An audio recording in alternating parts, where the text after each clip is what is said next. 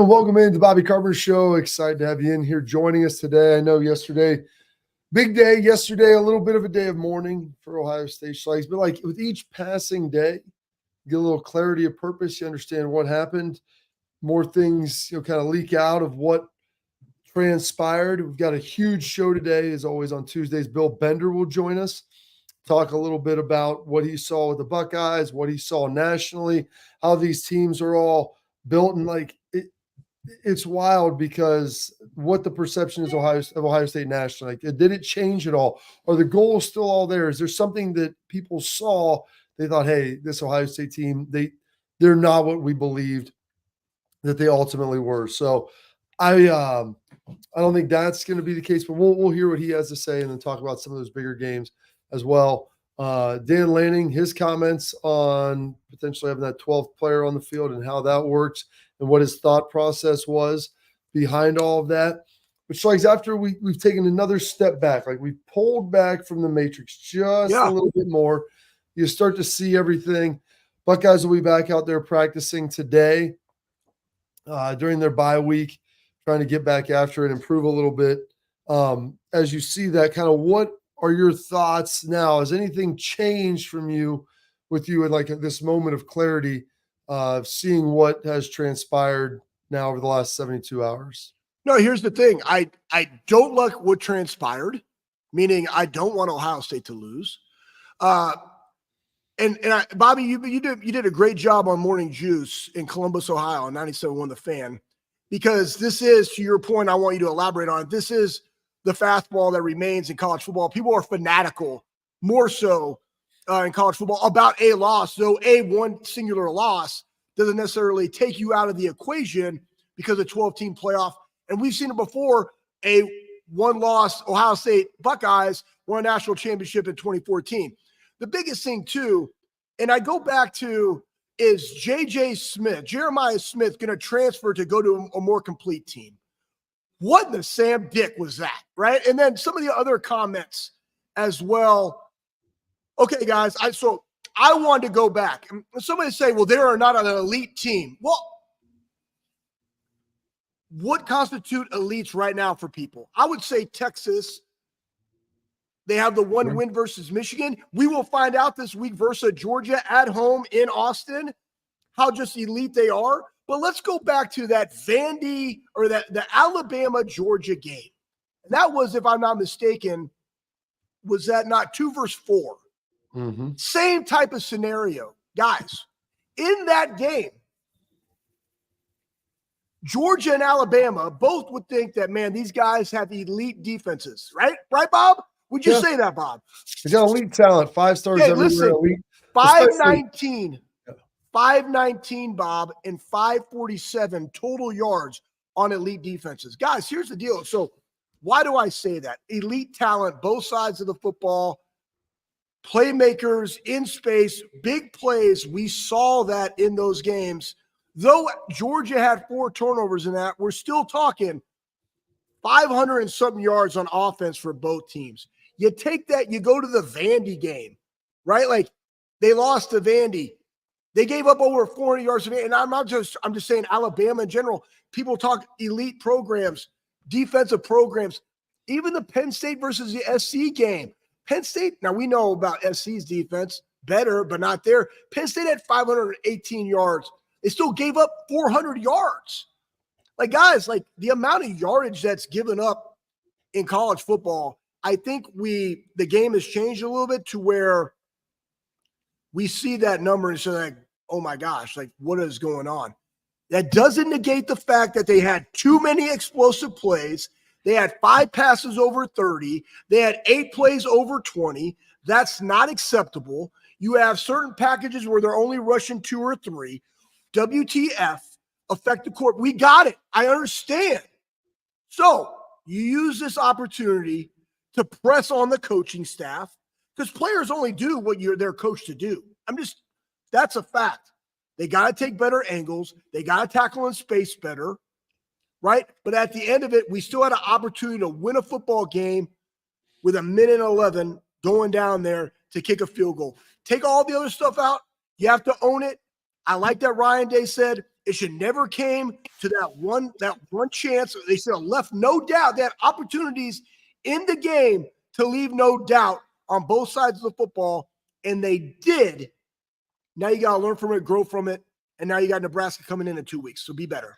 Yeah, I love your passion, Schlegel. Everybody does. They can see you just slamming on. And I apologize for the choppiness of yesterday because I was at an official visit with my son. So guess what? I apologize, but I don't. I would give you the double bird. I don't give two shits. But I'll tell you this. The passion's always there. Whether I'm in Findlay, Ohio, or I'm in Columbus, Ohio, Bally's big play, we bring in the juice. All right. I love your passion. I love your camera shake as you pound the table. I mean, everybody can see how much you love it. You guys, this is on a plyo box right here at the Armory. I got an upside down plyo box. It's 30 inches around. No, I'm just kidding. It's a square rectangle. This is what happens when I get to actually train like a freaking animal. Yeah. Well, training like show. I need to do like this more often. Guys, I got super bumpy at West Side today. And my buddy Tom Berry beat my ass. Like he did. I questioned myself, and I'm in there like, don't be like, honestly, don't be soft. I got to get more where I'm in that level, kind of like to your beer chugging challenge, but doing it with deadlifting. That would make me contemplate that because the Juarez Valley 8 while drinking garage beer, that would be bumpy. 405 for 36 reps while chugging beer in between. Woo. It's like you get hard by doing hard things, like challenging yourself. It's not the physical element of it. Right now, boom, boom. You talking hard like Brett Favre in New York, or are you just talking? What are you talking about? Well, Brett Favre in New York. I mean, that's a different type of hard that we're working about. Him and Sturger. I mean, I wish I would be able to do that. I mean, I lifted today, Schlegel. I felt pretty good. I did some chain bench and things. I just wish my body dynamic effort. I like it, man. Yeah, I just wish my body didn't hurt. Like that's the main thing. Is like, hey, I used to enjoy certain lifts. Now I don't really get to enjoy many of them at all because there's just an element of a joint or a muscle or whatever it might be. Like I've had this forearm deal on my left forearm and I've got some needles in it. I've had some different things. Like it's just been a mess. I would love to be able to train like real hard to be a dude and feel like that. But yeah, I'm doing the best I can. I did go run about a half mile, took a minute break, and then ran 14:110. So that kind of got the heart rate going, got me feeling good. I had a dream last night that Sean Payton called me and wanted me to play for the Broncos. Oh, that's amazing. Yeah, it was. I woke up and I'm like 41 years old. I don't think I can do that. In my mind, I'd like to think that I can. But after like 2 days of practice, I would need – and maybe it's because the bathroom at the Woody now, the not the locker room, but the bathroom Schlegs. Someone said they changed the urinal cakes or the air fresheners, but it smells like a combination of like Tiger Balm and like Lexol, Biofreeze. Like it just smells like lubricants to get your joints going. So yeah, maybe I've had that in my mind here the last couple of days. I don't know, but I'm excited you're fired up. Has your mind changed about this game, Bob? No. It hasn't. Exactly, because you and I are we're realists. We understand ball and what the length of the season. There's people that, they're really upset with Denzel Burke. They're Denzel Burke. And I'm like, okay, guys, like he hasn't played great all year. I'm like, really? Because I haven't seen that film. I think he's played pretty well all season long. I like how people just throw that shit up there, Bob. Yeah, they throw it on the ground. He hadn't played great. Like, show me. Show me that film. I go, he's played well. He's played well all year. Like I'm a big believer of like rotating guys who should be on the field. I'd love to see Jermaine Matthews play a little more. And I think that he's good enough to play. Like I'm gonna leave that to Tim Walton. They'll figure that out. And I think it'll be fine.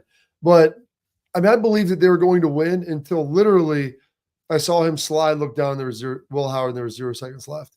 Like that's the type of confidence I have in this team and have in this group because of what they've been able to do and what they've been able to show. So I'm not worried about it at all. They've got some injuries. That's the big thing now is they're going to have to figure this out. Josh Simmons is most likely done for the year. Taylor Shabola was out. He's battling some stuff. They've got the bye week. Will he be back? There's a number of other guys. Kazmarek was in a sling. Guys are nicked up. Like, are they going to be able to come back? How long will some of these injuries last? Those are the things. But now is the time to lead. Like, if you're a leader on this team, like, now is the time. Everyone wants to lead, loves to lead when you're 6-0 and undefeated, when you're 8-0 and 9-0 and hoisting trophies. When you fail to meet expectations, that's when leadership truly comes in. That's when those guys have to rally up and say, okay, the standard is the standard. Let's get back to work. You lick your wounds a little bit, you evaluate what happened, and then you orient back to due north to the direction that you were headed, and you go. And that's what it's about. And that's what the leadership is about. And that's the way that they need to be able to get it done.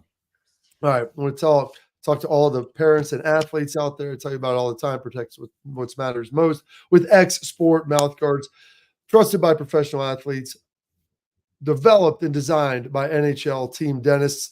𝗟𝗓𝗡 mouth guards are scientifically proven to help absorb high impact hits, protecting both your brain and your teeth. 𝗟𝗓𝗡 mouth guards feature 3 layers of custom protection, included patented carbon fiber, where they 3D print that thing right to your grill so it fits like a glove for better protection, better performance, maximum comfort, and clear communication, so you can focus on your game, not on your gear. Don't take chances with your safety. Visit exportguards.com/Bobby.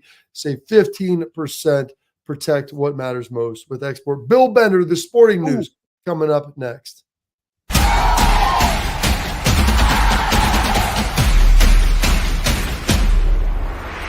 We were called soft last year. You don't want to be soft, especially when you come to the playoffs. So that's going to be a process throughout this season of establishing us as a harder team here in the. I'm Garage Beer, and this is Bobby Carpenter. Garage Beer. Beer-flavored beer. Beef with an F? Okay, my bad. It's crisp and cool, and it doesn't taste like... I'm Bobby Carpenter. I drink in garages because my wife says I don't belong inside. If you like a cold breeze on your bag, drink Garage Beer. It's American, and so can you. Garage Beer. Beer-flavored beer. I don't buy into this nonsense, this conspiracy nonsense that he's got his money and he's dogging it. That's ridiculous.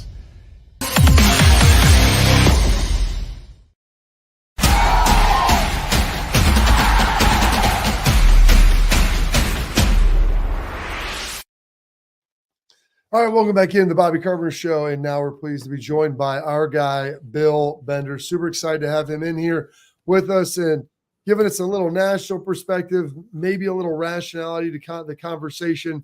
Bill, the Buckeyes fall in Eugene to Oregon by a 1.32-31, a game that was back and forth, had all the drama that you love to see in a big-time college football game. The Buckeyes fell from 2 to 4. Really only 2 spots down, kind of swap places with Oregon a little bit as them and Penn State move up. What did you see when you were watching that game? Well, I kind of agree with you. I mean, they had a chance to win the game at the end of the game in a hostile road environment where Oregon played well offensively. Ohio State didn't have its best night defensively. But as you guys know, one of the common threads when Ohio State loses, the other team's quarterback has to play lights out. And Dillon Gabriel did. You have to give him credit for that. I mean, 4 of 4, 178 yards on passes of 20 yards or more. He was able to throw the ball down the field. He had the nice touchdown run. And despite all of that, Ohio State was in field goal range with a chance to win at the end of the game. I think the common perception is these guys will run it back in December. I can believe that. The betting odds reflect that. They're co-Big Ten favorites now. Bill, I love you, man. I want to know this. When you're watching this game, when did you know it was a game? You know, like, you know, something, because I thought it was going to be 31-17, meaning it's going to be a game, but we're going to have it in control. When did you know it was going to be a game? I'm giving you like a 2-parter, okay? So when did you know it was a game? And when did you start to have a little bit of sense of urgency as to, oh, I think Oregon's playing a little bit better than Ohio State right now? Second quarter, you knew it was going to be a game. I thought after the first drive, Ohio State, there was a play that could have been ruling an interception. And then you start to wonder what you hate in watching top 5 games between top 5 teams is, are the refs going to get in the way? And then they didn't. And then Ohio State kind of turned it over and gave it right back to Oregon. But second quarter, because you could see Dillon Gabriel was comfortable. Ohio State, they were trading punches, and you just kind of felt at that point it's going to be a 4-quarter game. but I never really felt like they were going to lose. Even when Oregon was driving the ball down, the defense bows up, forces a field goal. There's plenty of time. And I feel like, guys, I don't know if you feel the same way. I feel like both teams left that game feeling like they could have done more. Oregon could have won that game by 10 points without all the botched points, and Ohio State still could have won the game at the end. There's a lot of opportunities. Did your opinion of either team change of what you thought they were coming into that game? Oregon's probably a little better than I thought. I did think Ohio State would go there. I was on this show last week saying Ohio State would win by 10 points and take care of business. But Oregon is a interesting matchup from the standpoint you don't know what they're going to do. They do a random onside kick. They throw the ball down the field.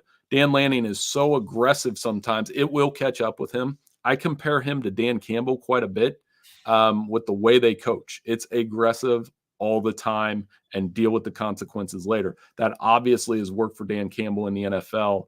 It could get Dan Lanning into some trouble, and it did last year, and it almost did this year. I'm not buying I did the 12 men on purpose. I think that's a rule that needs looked at. And on the other end, Ohio State, there's work to do. I think he did it on purpose. Just letting you know, because like in the league, this is something that people don't know. Like in the league, Bob, you know this. You have a guy that's like a rules expert and literally will sit there and watch film about how you go after certain situations and things within the rules that you can do to negate some of these things. I think it was intentional. I think the onside kick was 100% intentional. But let's talk about this.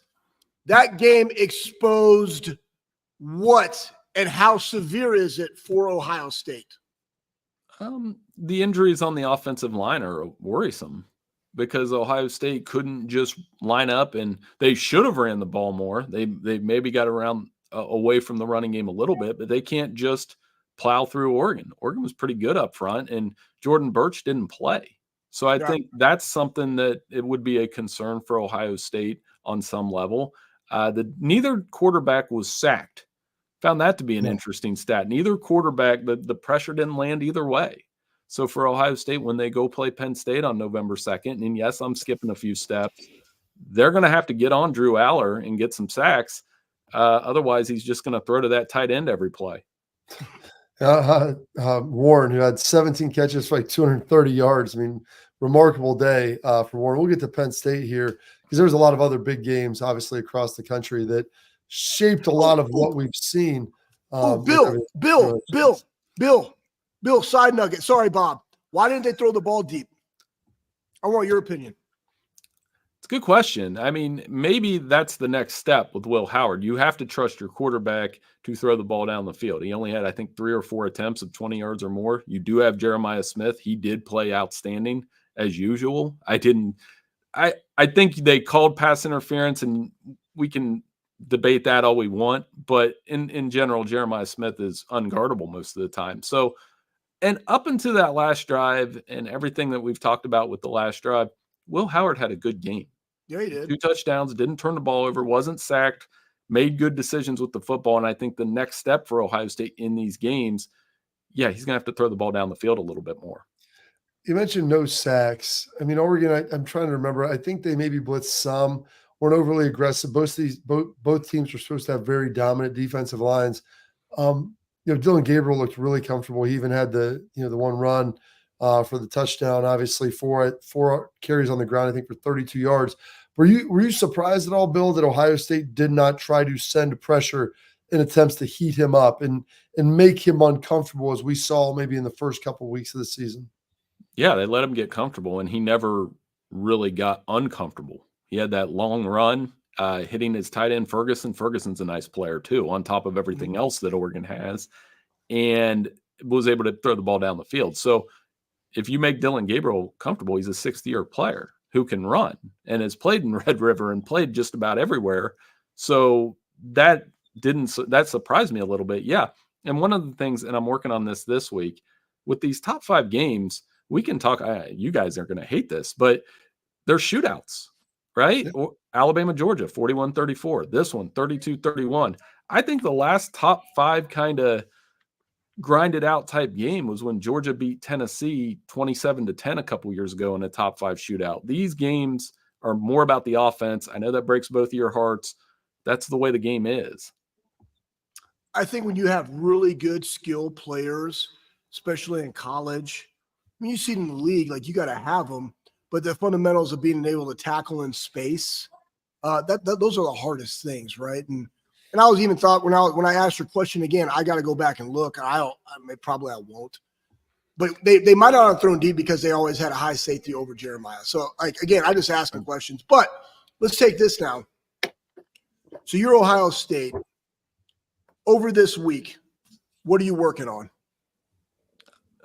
This week, it's a fundamentals week, right? They work on that. You recover from some of the injuries, and then you start to prep for Nebraska, who has a really huge game against Indiana. That took a second because I don't think I've ever said that sentence in my life, that Indiana, Nebraska, and Bloomington is huge, and it is. So I think for Ohio State, you get back that. You hope your offensive line's healthy.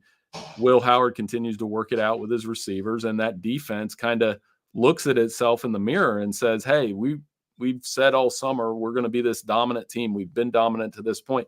One thing about Denzel Burke, and he has taken a lot of criticism, it's probably the first elite receiver he's seen all year. You know, when you play these teams that they're playing, and then all of a sudden it's Evan Stewart here, Tez Johnson here, Ferguson in the middle, yeah, you speed up a little bit. I'm sure you guys went through that as well. Yeah, it takes a minute to kind of fill in there and realize that talent. No matter what you see in practice, Bill, games are always different, and so they see great receivers in practice on a daily basis, and they're very, very aggressive with that. But it's just a much different paradigm when you're out there on the field, and every single catch and every play ultimately matters. All right, we're going to take a quick break here with Bill. Coming back, we've got Penn State, USC. We've got Georgia over Mississippi, Alabama, South Carolina, Florida, Tennessee. My goodness, there are games aplenty to talk about from last week, and then maybe even look ahead a little bit to this weekend. We'll get all that going up here next on the Bobby Carpenter Show.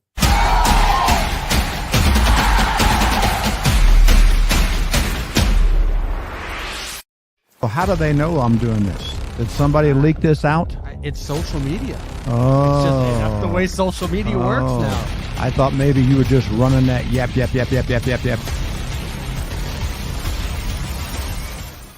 Welcome to Big Play, a sports media team that started back in 2014, and now we're not in a garage.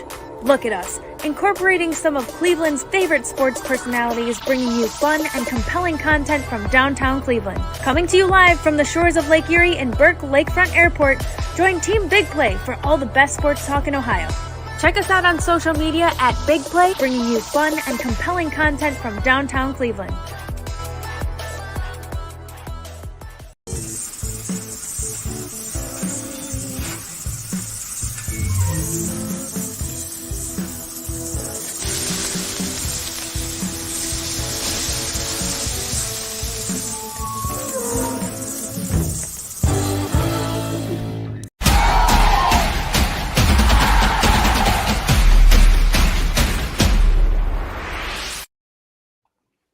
All right, welcome back into the Bobby Carpenter Show here with my guy, Anthony Schlegel, and my man, Bill Bender. The Sporting News, give him a follow on Twitter, now X, at Bill Bender 92. And make sure you check out all his stuff on the Sporting News. Does such a tremendous job. All right, so there was another big game, a bi-coastal, two-time zone game with Pennsylvania State University taking on the University of Southern Cal. Trojans out there in the LA Coliseum, 33-30. Penn State down late. I mean, was this the game where James Franklin got to silence some of those critics, quiet some of the demons, Bill? I think so. And I've been one that's criticized the big game reputation, and can they actually go out and do that? And they were down 20-6 at halftime, so it was easy to pile on at that point. But again, Drew Aller was able to play through the mistakes. He threw 3 interceptions, but he also hit Tyler Warren, who is this throwback tight end who catches everything, wearing number 44, making plays. USC did not have an answer for him. And now all of a sudden we're going back to criticizing Lincoln Riley. 3 one-score losses in Big Ten play. They did better against the run, but then they struggle against the pass, and they struggle in the clutch. And he is 5-8 in his last 13 games. So this 2 time zone thing is very real, But the only teams that have lost at home are USC and UCLA. UCLA losing a second one to Minnesota over the weekend. Yeah, USC, and for everything that Lincoln Riley does, like, it was crazy. But as a program, they haven't been a top 5 team since 2017. That's something that's absolutely crazy. And getting it, not being able to get it done. And that game was in overtime. Like, this weekend lived up to all of the stuff. You had Wisconsin beating absolutely Rutgers, the brakes off them. I didn't really see that. Good for Fick. You had overtime with Purdue and Illinois. But I want to go to this one, Bob. I'm going to skip ahead a little bit. What's going on in the Big 12? Like, Iowa State, Utah, they're out. Kansas State beat Colorado. What are you thinking from these games? It's defense wins in that conference right now. Yep. Iowa State able to go to Morgantown and pull out a 28-16 win. Rocco Becht doesn't make a lot of mistakes, and their running game can control games. And then there's BYU, who we get to watch Friday night against Oklahoma State, and they continue to thrive. They're really tough out at home. And I think some of these Big 12 teams are figuring that out. I still think Kansas State's in the mix. That was a super entertaining game with Colorado, and Shedeur Sanders playing without Jimmy Horn and playing without Travis Hunter, almost able to pull it out. But that conference, and Brett Yormark, to his credit, built it as it's going to be parity to this championship chase, and it is. Because right now, any one of those teams I just mentioned, with the exception of Colorado, with the second loss, could win that conference. Yeah, Colorado, I was surprised to see them. I was hoping that they would ultimately win it, but still, Bill, only one loss in the Big 12 for Colorado. So, despite the fact that they dropped that to Kansas State, still in a pretty good position to be able to make that push with their other loss ultimately coming to Nebraska, and you win the conference. Well, you make the playoff coming out of the Big 12. Looking at some of the games in the SEC that were a little crazy. Bill, what is going on in Alabama? Is there something substantively different? 70 to 80% of those guys on the roster are Saban guys, but yet it doesn't have that same feel of a Saban team that we're used to. Yeah, I was watching with Grant. I know I mentioned that. That's a good thing that Grant wants to sit and watch football, by the way. Yeah, and I looked over at him and I said, how many headsets do you think Nick Saban would have broken by now? Especially at the end of both halves. That first half meltdown was something else. They have a safety. They blow a coverage on fourth down. They throw an interception, and South Carolina scores all these points. Nick Harbor makes this outstanding catch, and it comes down to a 2-point conversion. And I know the temperature with Alabama fans is, they're worried about what Kalen DeBoer is wearing on the sideline. And that is what happens when you replace a legend. There's nothing that's off limits. They're going to look at your clothing. They're going to look at your coaching decisions. They're going to look at the body language of your players. And I'm starting to think there's a lot of pressure on Tennessee this weekend. They haven't looked good the last 2 weeks. There's way more pressure on Alabama to go down to Neyland Stadium the way they're playing, Bobby. I mean, Bill, for both of those teams this week, and we'll get into Tennessee because I was amazed at Florida. We'd written Billy Napier off. I mean, they came – he might be saving his job. Even though he lost that game and taking them to overtime on the road, playing good ball, Tennessee looks pretty good this year. I mean, I know they've struggled late, but that was a big game for Florida. But Tennessee and Alabama, I mean, whoever loses this game, Bill, essentially gives themselves zero margin for error, and we're halfway through the season. We talked about, the 12-team playoff, you can have some losses. You can, but if that third loss is coming in the 7th or 8th week, that's a big difference, or that second loss, because then you have no room or no margin moving forward. I think that might be the biggest game of the year, at least in the SEC to this point, for two teams with a lot of expectations. For sure. Tennessee still has to play Georgia. And Alabama still has to go to Tiger Stadium, where Brian Kelly reminded everybody last weekend that it's really hard to win there. And I'm guessing they'll play that one at night just so he can continue this streak of night games. So, again, I think there's way more pressure on Alabama here. The defense hasn't looked great, especially in the second half. They struggle to get off the field on third down. Jalen Milroe has been good. He's been a saving grace for them, but he had a couple head-scratching turnovers last week, and the running game has been hit or miss. You play this Tennessee team, yeah, they've struggled on offense a little bit, but that defense has been solid. Both games. They were solid against Arkansas and for the most part against Florida. So, and we know those Tennessee fans are going to go nuts if they win that game. There'll be a lot of cigars out for sure. I think this is why everybody absolutely loves college football. I was listening to a show when they were talking about pro football versus college football. They're 18 to 22 years old, right? Again, unless you're Cam Rising, potentially going for his 8th year, stuff like that, or somebody that has the most snaps of all time in Dylan Gabriel. But you look at Washington beating Michigan, and then they get just absolute housed, right? You had USC beat LSU early. Everybody wrote them off. They're playing good ball now, right? You had Tennessee getting beat by Arkansas, barely beat Florida. Now you got this game. Heck, Georgia could potentially have their second loss going down to Austin. In the SEC, outside of Texas, like, who's that number 2? You know what? Bump that, Bill. Who are the elite teams in college football? Because we had somebody talk about somebody going to a better elite team than Ohio State. So who are the elite teams in college football right now? Well, I do think Texas has shown enough that we have to believe that they are. The way that they treated Oklahoma over the weekend, dominant on both fronts. And I think they held back a little bit because Quinn Ewers was still settling in as coming back from his injury. They were totally dominant. Ohio State and Oregon, they're still going to be in the mix at the Big Ten. And I think Penn State is maybe a little more than just a third wheel, being able to go out and win that game. So the big question becomes Georgia. Are they a top 5 team?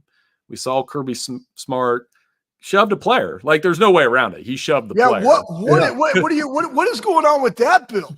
Like, I could dance around it, and I say this all the time. The SEC, one thing they do a better job of than the Big Ten is they publicize losses so much better. They can figure out a way to make you believe that this was a good loss, and they kind of glossed over that. So the pressure with Georgia this week is this: 2 losses this early in the season. The player arrests have been well documented. Now you got Kirby Smart shoving a player and having to apologize for it. And on top of that, they're going to Texas, the newcomer, that could knock them off. And at that point, what you would hear next, whether they're substantiated or not, are NFL rumors with Kirby Smart. I've always thought he could fit with Dallas because you know who he reminds me of? Bobby might shoot this down. Reminds me a little bit of Jimmy Johnson, the way he talks, the way he coaches, the way they go about their business. And who has Jerry Jones won Super Bowls with? Former college coaches. Look at Bill putting that out there in the ether right now. Look at that, man. Look at that, Bill. I mean, that's bend it like Bender, baby. Ball. Yeah, I mean, Jerry definitely frustrated when you get a beating like that on your birthday, not necessarily the present you wanted at home. We were talking about Brian Kelly at Tiger Stadium getting a big win. I thought that Ole Miss LSU game was very kind of under the radar for what people probably thought it was going to be. I look at it a lot like Alabama, Tennessee this weekend, Bill, where you have 2 one-loss teams coming in there and only one is going to leave with only 1 loss. What does this do for Ole Miss? Because they've got Georgia, I believe, still on their schedule moving forward. We kind of had almost shooed them in to the CFP this year based upon their schedule and the talent that they had. And now 2 losses through 7 games, like that hill got a lot steeper. Yeah, if they don't beat Georgia, they won't be in. And again, a reminder that this LSU team suddenly in the top 10. And 2 teams that lost in week 1, LSU, Clemson. Look where they're at now. It's okay to play that, step out and play that week 1 game in the college football playoff era that we're in now. And for Ole Miss, they didn't really schedule tough early in the season. Second loss, a lot of pressure on Lane Kiffin. They have too many penalties. That's the bottom line with them. They are so penalized. They make too many mistakes, and they set them up for that late game loss against the Tigers. Yeah, Lane, I'll just throw this out there. Lane's hurting himself for that Florida job. Honestly, you go to the college football playoff. Hey, guess what? Boom, be a Gator. Not so fast, my friend. Yeah, Kirby to the Cowboys and Lane to Florida. I think we've got it figured out between the 3 of us.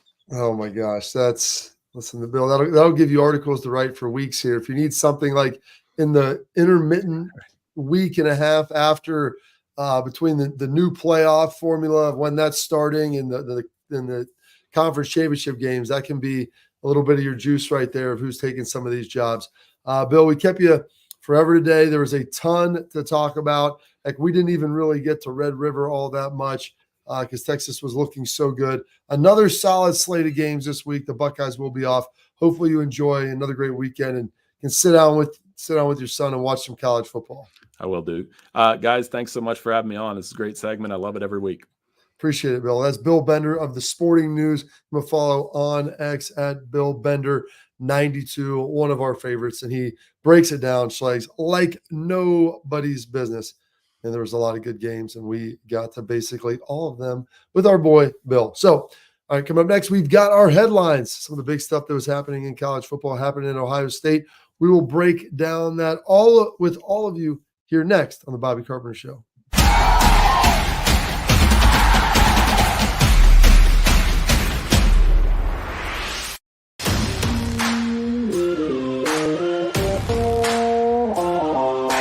Hey, what's up, everybody? This is Bobby Carpenter. I want to give a huge thank you and a shout out to Affinity Whole Health, the leaders in the testosterone replacement industry.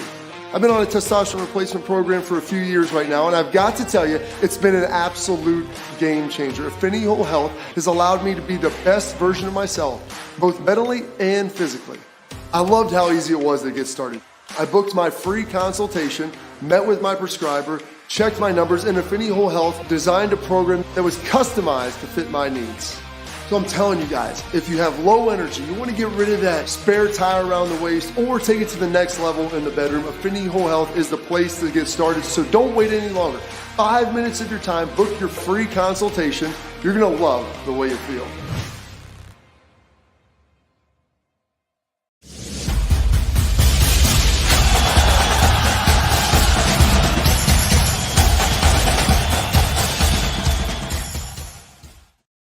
Welcome back in the Bobby Carpenter Show. And now we've got our headlines brought to you by our friends over at Affinity Whole Health. Affinity offers personalized treatment plans to help people feel better, whether they are struggling with weight loss, low energy, muscle loss, poor sleep. Affinity, they can help you with all of it, folks. Affinity Whole Health provides expert guidance to help you safely reach your health goals. And they've been doing it with me here for the last 7 years. They've got Ohio covered, Columbus, Cleveland. They're out in Indy as well. They're up in Chicago, the whole Midwest. It's here for you. Go check them out at AffinityWholeHealth.com. Set up your free consultation to get started on your journey, AffinityWholeHealth.com. All right, start with this. Got some headlines, Schlegs. You were talking about Dan Lanning, the 12th guy on the field late in the game. And what are you doing over there, by the way? What is that noise? Shake weights. Shake weights. No. It's just protein right here, man. I'm just drinking protein. More protein in my diet. You're such a meatball. Like, you can't take a 50-minute break to not have some protein shake. I mean, no, really? I love it, man. Everybody out there, you guys need protein, man. You got to eat. You got to eat big, sleep big, train big. We got breaks and times for you to do that. I'm drinking water. You don't see me shaking protein, shaking and shaking. Could you hear it? Could you hear it? Shaking shake weight in your face. I mean, I love that. Yeah, all over my face. Let's go. There. All right. Okay. Dan Lanning, 12th guy on the field. They changed the rule about 10, 12 years ago. 12 players participating, no longer a rule. It used to be a 15-yarder. Now 12 guys on, assuming that nobody's just throwing them on like that. It's a 5-yard penalty. It does not stop the clock. It's not a dead ball foul. Dan, throw this up, Pat. Dan was asked about it, Lanning, in the press conference post-game. This is immediately post-game, so wasn't going to get time to formulate this up. Like, was it intentional? Was it not? Let's hear from Dan. Much of the commentary world has decided and struck you as a genius, Dan, for the 12-man penalty and declared that it was intentional. Was it indeed intentional to induce the throw one-on-one against Jabbar in that spot? It wasn't one-on-one. We actually had a safety on top. So there was so it's called dog. It's when you play, but he wasn't in extremely tight coverage, but he was in dog coverage where he had safety on top of him. And there was a timeout before that. We spent an inordinate amount of time on situations. There's some situations that don't show up very often in college football, but this is one that obviously was something that we have worked on. So you can see the result. Yeah. So it's like there's something that they said they had worked on. You don't probably see that situation very often where a team has a timeout, and it's better to give them 5 yards than it is to give them another 5 or 6 seconds or any more yards on top of that. We'll get a stop. We'll give them 5, but we're not going to give them 15, and they can't get that time back. So to me, like, we'll get to Lane next. Like, there's rules that are put in place, and they changed the rules so it's easier for the officials if guys are running on and off and you don't have to sit there and delineate. But the reality is, like, there's certain things that happen that when they change like this, man, you got to go back and rewrite rules to make sure that, okay, in the final 2 minutes, you can't do this stuff anymore. People will say it's smart. Yeah, it is smart, but there's a certain level of integrity. This isn't like, to me, grabbing a guy when you're getting beat or doing something like that. This is more akin to the injury situation and taking advantage of a system that was put in place to make it easier on people, make it easier on the officials. Instead, you're circumventing that knowingly. And well, Bob, I had a great coach once said, win if you can, cheat if you must, but always win. And here's the thing. They expose the rule and they use it to their benefit. That's not on them. That's on the rules. I think, to your point, Bob, it should go like in 2 minutes. Like that's also why you see constantly offenses like reset the clock. Like we brought in guys, we're trying to go up tempo, or we made an adjustment. Oh, yeah. Defense has to make an adjustment, but you have to get on in a timely manner so that you can run your play, run your motion, et cetera, and then there's a delay, a game penalty, and they got to take a timeout, right? Like you see that all the time. So in that entire situation, there were a couple things that happened, right? The OPI on Jeremiah, boom, clock was running. I think there was 22 seconds at that time. Do we automatically take a timeout there? That's where everybody went into the scenario with Coach Day and like, should he have taken a timeout there? I think about 5 seconds came off the clock before they snapped it at 17. I don't necessarily remember like for detail, but that's a potential. Then I got 22 seconds. I can run 2 plays or I can have 3 plays. I know where I got to do with the ball, et cetera, right? Then you have this one where it's like, we're not going to allow that completion. Boom, penalty, 5 yards, move it up. We just chewed up 5 seconds, 6 seconds off the clock. Now they only got 6 seconds remaining to run a final play, trying to get in field goal position to do it. Then you go back and you can look at what could Ohio State have done in that? Well, you still have a timeout. Was there an outlet that you could have just dumped it all over the middle for 5 yards, take a knee, boom, call the timeout because I don't have to continue to run? Because if you're a defender, what are we taught, Bob? In that situation, they catch it in bounds, stay in bounds, let them get some yardage and make a tackle because now the game is over, right? So we work on all these things all the time. Kudos to him for having the wherewithal and having worked on it with his team in this scenario. This is what we're going to do. That's more – it's not necessarily the guys doing it in practice, but it's the coaches talking about situations all the time. And it's one thing I appreciate in the league where you sit down and you just like go over that stuff all the time. It makes you have a higher football acumen. It does. And, I mean, I wish they would run some sort of mesh route, rub route with an in-breaker, catch it, slide, boom. Also give a check down option so a guy could catch it, turn around, dive, timeout. You could probably get that done in 6 seconds. It stinks that ultimately happened and the way that it went down. All right, now we're going to go to Ole Miss because this goes right to commercial, Schlegs, with the rules and how things are ultimately circumvented and move around. In this statement from Ole Miss, where they've been taking a lot of heat because you go look at the number of guys that have gone down from them in these hurry-up situations. Statement from Ole Miss on October 11th. Feigned injuries are a notable topic in college football. We realize our program has been part of the discussion or the focal point of the discussion. We have been in communication with the National Coordinator for Football Officiating and provided relevant medical information for his review to answer all the questions about recent injuries. Yeah, we got a lot of dudes that cramp is basically what they're trying to say. We also updated the SEC office with our head coach to communicate with our coaches and players to ensure we conduct ourselves properly and are compliant in this matter. The reality is they're going to have to put something in now because you say, Schlegs, like this is part of it. When you're taking advantage of something that's put in for player safety and for ease of game operation. And so listen, you get a free one. I don't know if you should say if a guy has to come out, he's out now for a whole series. If a guy comes out, second guy of the quarter, you can either take 5 yards or burn a timeout. Like that's the crap that I don't think we necessarily need. No, okay. So the other one was called strategy, right? And this one is actually negating a little bit about it's inhibiting the offense from doing what it wants to do. I guess putting a 12th guy out there, Schlegs, and having them I know. Like you're getting him off the field. Like that's the thing. I'm going back. I'm trying to rationalize it. And I can't. It is the same thing. I think the consequence to it has to be this, Bob. It's in both of them, right? Like it's very, very simple. you have a 12th guy under 2 minutes because you're not going on and off, you automatically burn a timeout, or it's an automatic 15-yard penalty. Yeah. I think the same thing can be held true on this. If it's in the middle of the game, yeah, you get a free one. Because again, we heard Ryan Day, Chip Kelly talking about utilizing tempo as a weapon.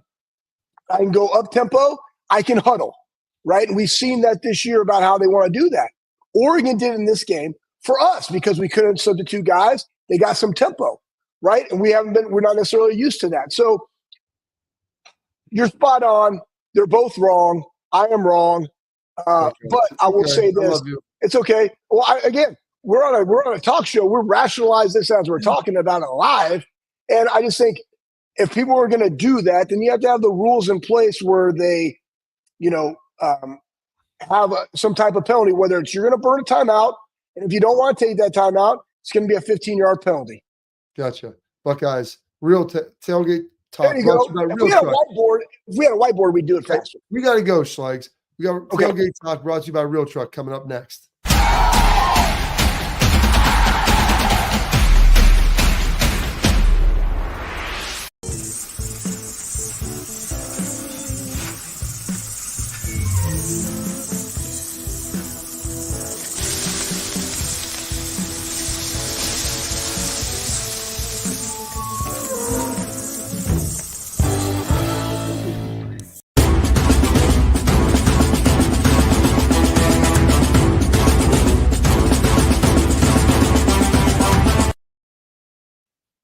All right, Schlegs, going to our tailgate talk brought to you by our friends at Real Truck, the #1 truck accessory brand in the United States, selling upgrades for the ultimate tailgate party. They're going to make your truck as sweet as ours.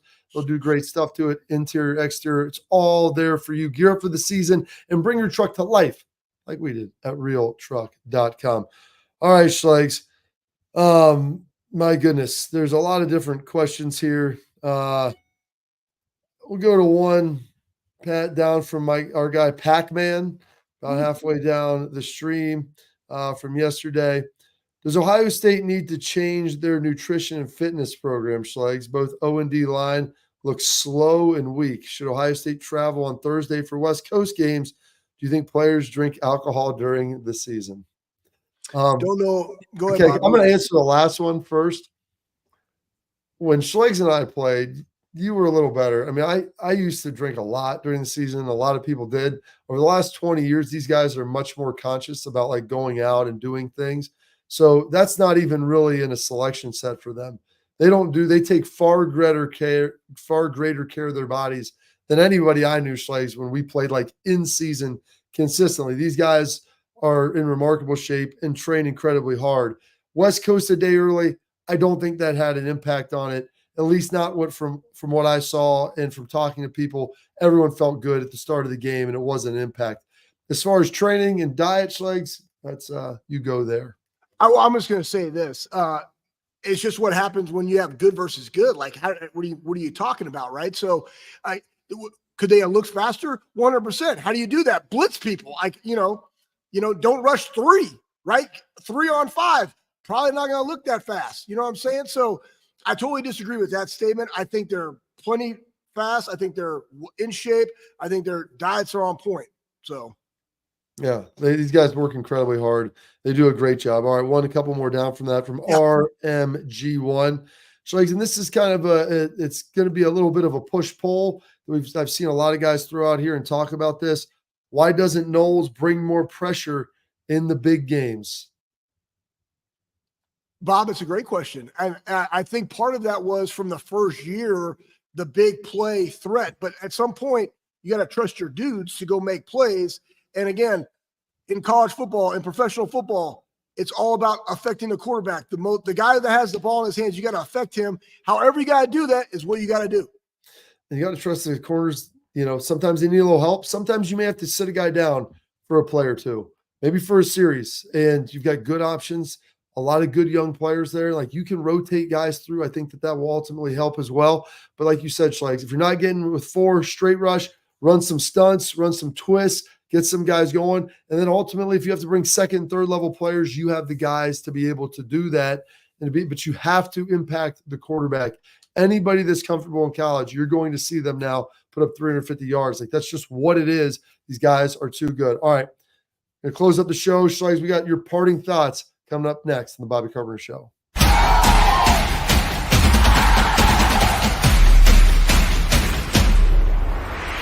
Well, how do they know I'm doing this? Did somebody leak this out? It's social media. Oh. It's just, that's the way social media works now. I thought maybe you were just running that yap.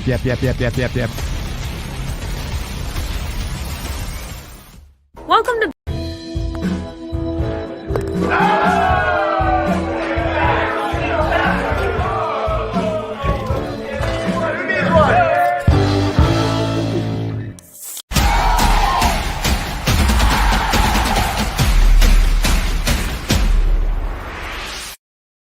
All right, so it's going to be a robust week. I know a lot of people want to comment, so please like, subscribe, leave your comments on this, whether it's in the YouTube forum, on Twitter, on X, or wherever it is. We'll get them. We'll get them to them. We got a lot of stuff we've got to answer. We got a couple more days of it, so fire those questions away. Your final thoughts, Schlegel. Final thoughts are this.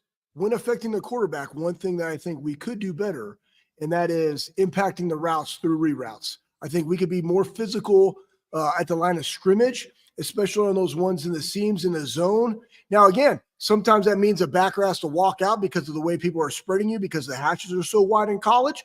Well, guess what? If there's still one back, it's one gap. We're going to have to be able to get some D linemen in those ones. If I'm responsible for the A gap and I'm all the way walked out, I can't get there. So you got to do some slants or stuff to make it easier for a linebacker to fit. But again, being more physical, rerouting things throws off the timing that also impacts a quarterback, Bob. Absolutely. Well, Schlegel, another very exciting show. Hopefully tomorrow we got our guy AJ Hawk hopping in. He'll talk a little bit about this, everything we got going on. We'll keep giving you the info, give you the knowledge, everything we know, and try to get all this figured out during this Buckeye bye week. See you tomorrow at 12:30.